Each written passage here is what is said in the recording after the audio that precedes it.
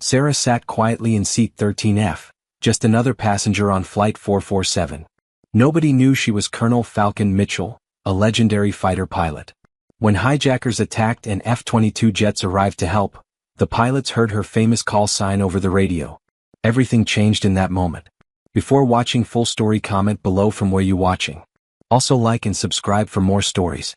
The morning sun cast long shadows across Denver International Airport as passengers hurried through the bustling terminal. Among them, Sarah Mitchell moved with quiet efficiency, her navy blazer and jeans making her indistinguishable from the hundreds of other travelers. At 35, she carried herself with an understated confidence that most people attributed to professional success rather than combat experience. The only hint of her military background was a simple but precise watch on her wrist, standard issue though few would recognize it. Gate B-23 buzzed with the familiar energy of a morning departure. Sarah found a seat near the boarding area and opened a paperback novel, settling into the practiced art of blending in. She had mastered this civilian camouflage over years of wanting nothing more than a peaceful flight without curious strangers asking about her work or probing into stories she couldn't, and wouldn't, tell. United Flight 447 to Seattle, now boarding all passengers, announced the gate agent over the PA system.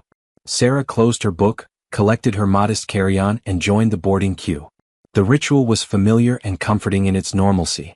No one paid her any special attention, which was exactly how she preferred it. Settling into seat 13F, Sarah found herself between Harold Winston, a chatty businessman in his 60s, and Jenny Parks, a college student barely out of her teens. Both seemed eager for conversation as the aircraft filled with passengers. Business or pleasure? Harold asked with the practiced ease of a frequent traveler. A little of both, Sarah replied with a polite smile. You? Sales conference in Seattle. 23 years I've been doing this route. Harold pulled out his laptop case with practiced efficiency. What line of work are you in? Sarah had rehearsed this answer countless times. Government consulting. Pretty boring stuff, really?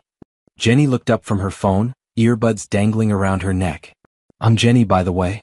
Senior at CU Boulder, going home to see my parents. Are you from Seattle originally? No, just visiting friends. I'm Sarah. The conversation flowed naturally, covering the usual topics that strangers discuss on airplanes: weather, travel plans, the general pleasantries that make long flights bearable. As flight attendants began their safety demonstration, Sarah listened with the intense focus that had been drilled into her during years of military service. Her eyes automatically cataloged emergency exits, noted the location of safety equipment, and assessed potential escape routes. It was an ingrained habit she couldn't shake, even on civilian flights. Ladies and gentlemen, this is Captain Reynolds, came the voice over the intercom. We're expecting a smooth flight today to Seattle with clear skies and a flight time of 2 hours and 15 minutes. Flight attendants, please prepare for departure. The Boeing 737 pushed back from the gate and taxied toward the runway. Sarah watched Denver's skyline shrink through her window as they climbed toward cruising altitude. The Rocky Mountains stretched endlessly below, their snow-capped peaks catching the morning light. You know, Harold said, opening his laptop as the seatbelt sign chimed off, I was in the Air Force myself. Back in the 80s. Never flew fighters though, just transport. Always wondered what it would be like up in one of those F-16s. Sarah's attention sharpened almost imperceptibly, though she maintained her casual demeanor. Must have been interesting work. Oh yeah, different world back then. These days the technology they have, those F-22 Raptors, F-35s. Incredible machines. Harold shook his head in amazement. My nephew's in the Air Force now, actually. Says the pilots who fly those things are like something out of a movie. Superhuman reflexes, years of training. He calls them the best of the best. Jenny chimed in from the aisle seat. My brother wanted to be a pilot, but his vision wasn't good enough. He ended up in IT instead. Still dreams about flying jets though. Ever been on a military base? Harold asked Sarah. They do tours sometimes. Really impressive to see those aircraft up close. Once or twice, Sarah replied carefully. Very impressive, as you said. She deflected smoothly, returning her attention to her book. Harold, taking the hint, focused on his spreadsheets. The conversation settled into comfortable silence as the aircraft leveled off at 30,000 feet. 200 miles away, in the depths of Cheyenne Mountain, Technical Sergeant Martinez stared at his radar display with growing concern. The NORAD Operations Center hummed with quiet efficiency, multiple screens displaying air traffic patterns across North America. Something was wrong. NORAD control, we have an anomalous radar signature approximately 200 miles northwest of Denver, Martinez reported into his headset. Possible drone incursion near restricted airspace. Colonel Harris, the duty officer, moved to Martinez's station. Classification: unknown aircraft, low altitude, not responding to identification requests. Pattern suggests possible surveillance or reconnaissance mission. Martinez highlighted the target on his screen. It's moving toward commercial air corridors. Alert Buckley Air Force Base, Harris ordered. Scramble 2 F-22s for intercept and identification. This could be nothing, but we don't take chances. At Buckley Air Force Base, the alert klaxon shattered the morning quiet. Major Jack Viper Thompson and Captain Lisa Steele Rodriguez sprinted toward their aircraft, already running through pre-flight checklists in their heads. Within minutes, 2 F-22 Raptors thundered down the runway, afterburners blazing against the Colorado sky.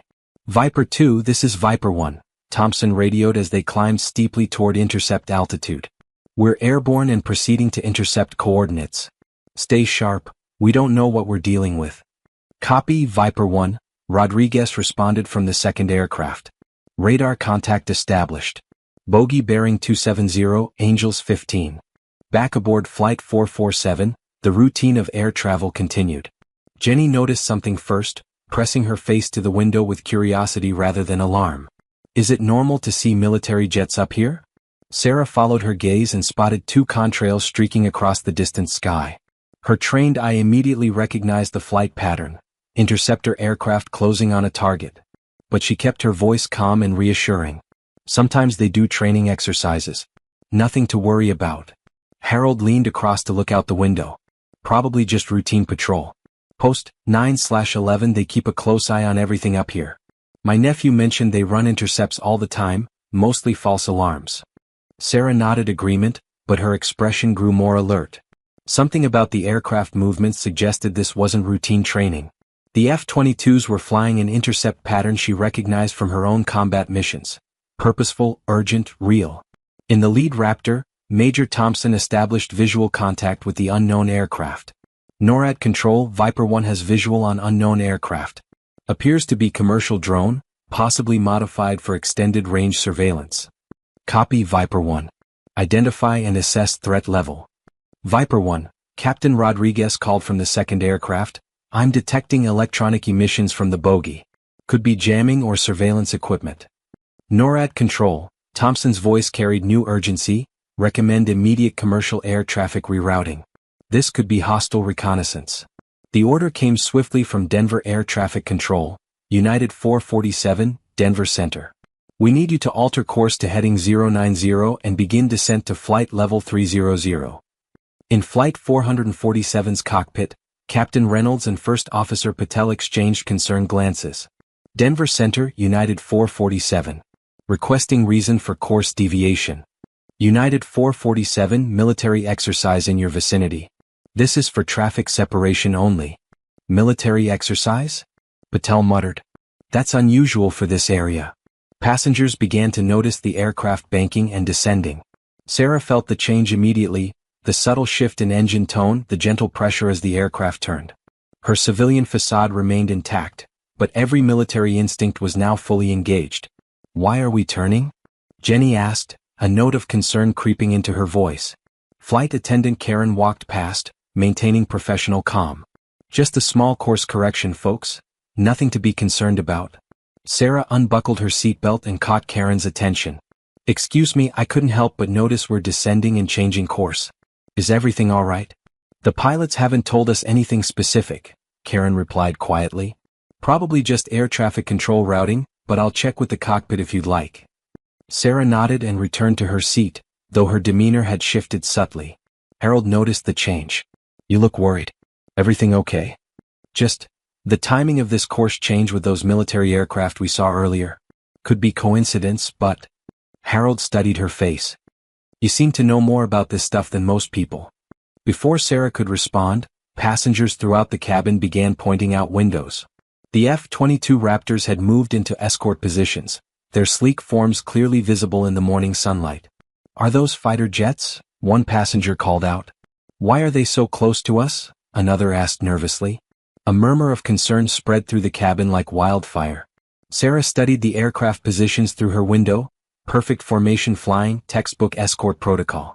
These pilots knew exactly what they were doing. Flight attendant Karen's voice came over the intercom, carefully controlled. "Ladies and gentlemen, please remain calm. We're being escorted by Air Force aircraft as a precautionary measure. There is no immediate danger to our flight." Jenny grabbed Sarah's arm. "This isn't normal, is it? Fighter jets don't just escort passenger planes for fun." Sarah's response was measured and reassuring. "Military escorts are actually very professional when they're needed. Those pilots know exactly what they're doing. We're probably safer now than we were 5 minutes ago."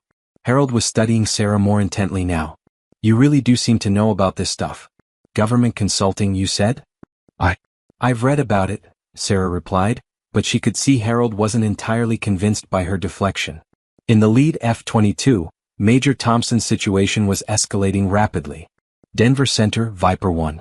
Unknown aircraft is now actively jamming commercial frequencies.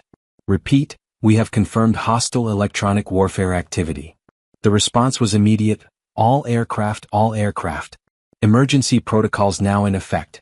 Unknown aircraft conducting electronic warfare operations in Sector 7. Captain Reynolds felt his blood run cold as warning lights illuminated across his instrument panel. Radio static filled the cockpit, drowning out attempts to communicate with air traffic control. "We're losing radio contact," he told his first officer. "Backup frequencies are being jammed too." "Should we declare emergency?" Patel asked. "Can't get through to anyone. We're on our own until this interference clears." The aircraft shuddered slightly as it encountered turbulence from the F-22's jet wash. Passengers were growing increasingly anxious, sensing that something significant was happening even if they didn't understand what. "What's going on?" demanded a passenger from across the aisle. "Why can't the pilots talk to the ground?"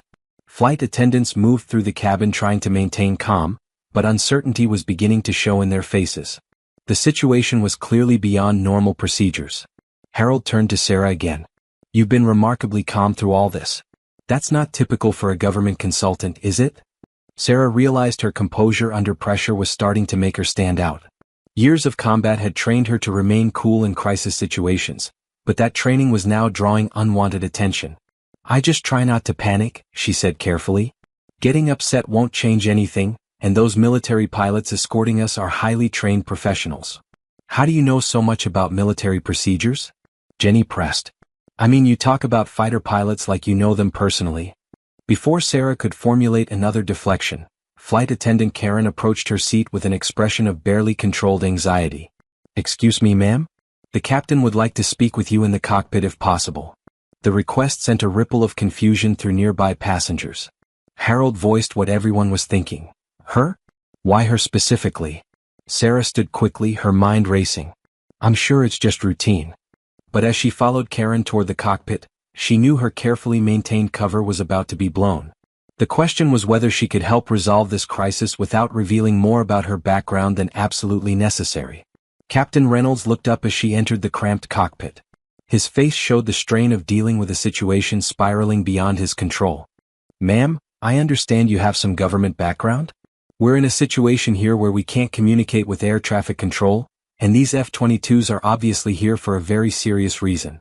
Sarah assessed the situation quickly. Instrument warnings, radio static, and 2 of the Air Force's most advanced fighters maintaining close escort. This was no training exercise. "What exactly do you need from me, Captain?" "Honestly? Someone who understands what's happening. Our radios are being jammed, we have military escort, and my passengers are starting to panic. I need to know if you have any insight into military protocols." Sarah hesitated. Once she revealed her true background, there would be no going back to anonymity. But lives might depend on establishing communication with the F-22s. "Captain, I may be able to help. But I need you to patch me into any frequency you can establish with those F-22s." First Officer Patel looked at her suspiciously. "Who are you exactly?" Sarah met his gaze steadily. "Someone who speaks their language." In the lead Raptor, Major Thompson was watching the unknown aircraft accelerate toward the commercial airliner. Whatever its mission, the endgame was approaching. "Viper 1, bogey is accelerating toward the commercial aircraft," Captain Rodriguez radioed. "Whatever it's planning, it's happening now. United 447, United 447, This is Air Force Viper 1 on emergency frequency 121.5. Do you copy? Captain Reynolds grabbed his microphone. Viper 1, this is United 447. We copy you 5 by 5. United 447, we have a hostile aircraft using electronic warfare against civilian aviation. We need you to follow our lead for an emergency descent and evasive maneuvers. Reynolds looked at Sarah, who nodded encouragingly. The situation was critical, and standard procedures weren't going to be enough. Viper 1 understood. United 447 ready to comply with your instructions. Sarah reached for the radio, knowing that what she was about to do would change everything. Captain, may I? Reynolds hesitated only a moment before handing over the microphone. Go ahead. Sarah keyed the mic and spoke words she hadn't used in civilian airspace for years. Viper 1, this is Falcon.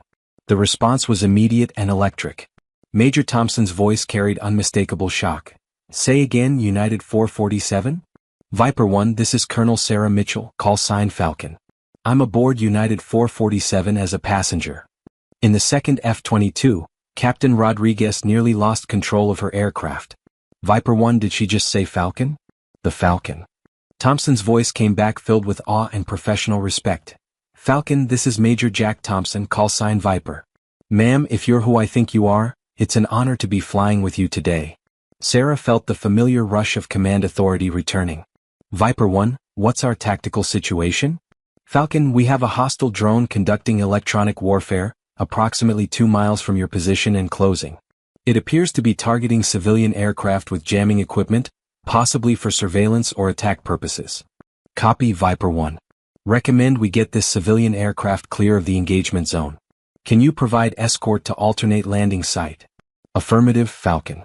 We can escort you to Peterson Air Force Base, approximately 15 minutes flight time. Captain Reynolds and First Officer Patel stared at Sarah in amazement. The professional terminology, the calm authority, the obvious respect from the fighter pilots. This was clearly no ordinary government consultant. Viper 1, Sarah continued, I'm going to coordinate with the civilian crew for emergency procedures. Maintain escort and prepare to engage hostile if it continues approach. Roger, Falcon. It's really good to have you in the fight again, ma'am. Sarah felt a complex mix of emotions. For years, she had tried to leave this world behind, to find peace in civilian life. But hearing those words, good to have you in the fight again, reminded her why she had loved flying, why she had dedicated her life to protecting others. She turned to Captain Reynolds, who was staring at her with new understanding. Captain, I need to explain some things to you and your passengers. But first, we need to prepare for evasive maneuvers. Word of the radio exchange had somehow filtered back into the passenger cabin.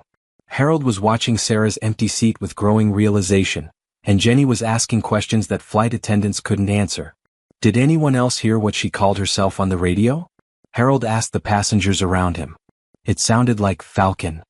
An elderly gentleman across the aisle, wearing a military veteran's cap, looked up sharply. Falcon? As in Colonel Sarah Mitchell? The Falcon? You know that name? Harold asked. Know it? Son, every military aviation enthusiast knows that call sign. She's a legend. Shot down 6 enemy aircraft in Operation Desert Lightning, saved an entire carrier group by taking out surface-to-air missile sites single-handedly. They say she can fly an F-22 like it's an extension of her own body. Jenny's eyes widened. The quiet woman in 13F is a war hero? If that's really her, the veteran said, then we're in the hands of one of the finest combat pilots this country has ever produced. In the cockpit, Sarah was coordinating with the F-22s for the flight to Peterson Air Force Base. The hostile drone had been engaged and neutralized, but the electronic warfare attack had demonstrated serious vulnerabilities in civilian aviation security. Viper 1, this is Falcon. Civilian aircraft is secure and ready for escort to Peterson. Copy, Falcon. Permission to request something? Go ahead, Viper 1. Ma'am, on behalf of every pilot in the Air Force, we'd like to render an aerial salute. Your service record, your heroism in combat, it's inspired all of us. Sarah was quiet for a moment, touched by the gesture. Viper 1, that would be an honor. As Flight 447 began its descent toward Peterson Air Force Base, the 2 F-22 Raptors moved into ceremonial formation.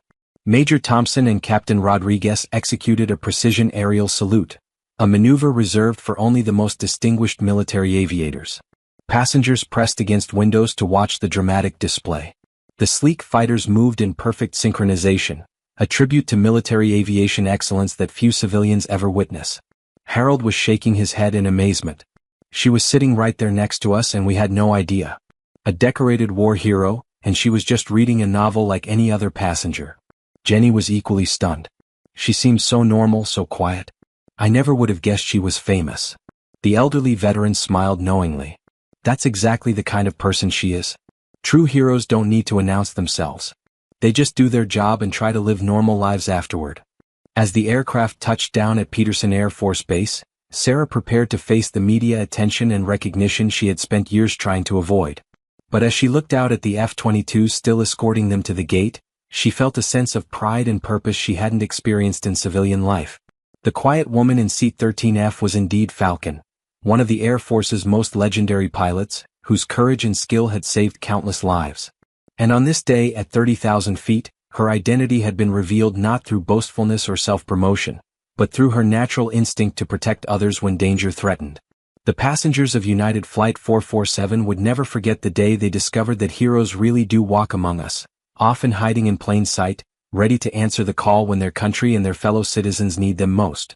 Sarah Mitchell had tried to leave her military life behind, but when crisis struck at altitude, the call sign Falcon had returned to active duty one more time, with all the honor, respect, and legendary skill that name represented throughout the United States Air Force.